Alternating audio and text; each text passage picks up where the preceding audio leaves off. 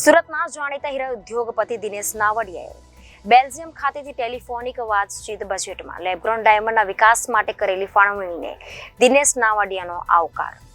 સુરતના જાણીતા હીરા ઉદ્યોગપતિ દિનેશ નાવડિયાએ બેલ્જિયમ ખાતેથી ટેલિફોનિક વાતચીતમાં જણાવ્યું હતું કે રાજ્યના નાણામંત્રી શ્રી કનુભાઈ દેસાઈએ આજે રજૂ કરેલા ગુજરાત સરકારના અંદાજપત્રમાં સુરતમાં વિકાસ પામેલા લેબગ્રોન સિન્થેટિક ડાયમંડના વિકાસ માટે સેન્ટર ફોર એક્સલન્સની સ્થાપના કરવાની જાહેરાત કરી છે.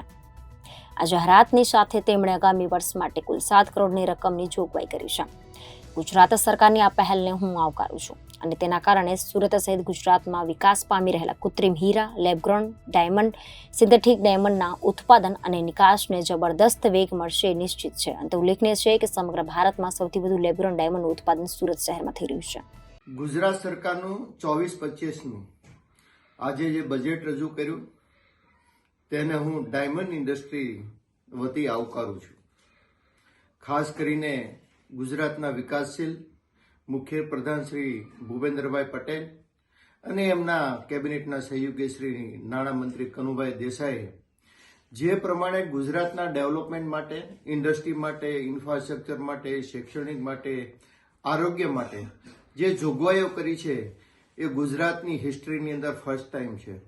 અને સાથે સાથે ભારતના યશસ્વી વડાપ્રધાન શ્રી નરેન્દ્રભાઈ મોદીના વિઝનને લેબ્રોન ડાયમંડને ડેવલપ કરવા માટે સુરતની અંદર 7 કરોડની એક્સેલન્ટ સેન્ટરની જે શરૂઆત કરવા માટેની જાહેરાત કરી છે તેને હું આવકારું છું. પરંતુ શૈક્ષણિક ક્ષેત્રે ખૂબ મોટી જાહેરાતો કરી.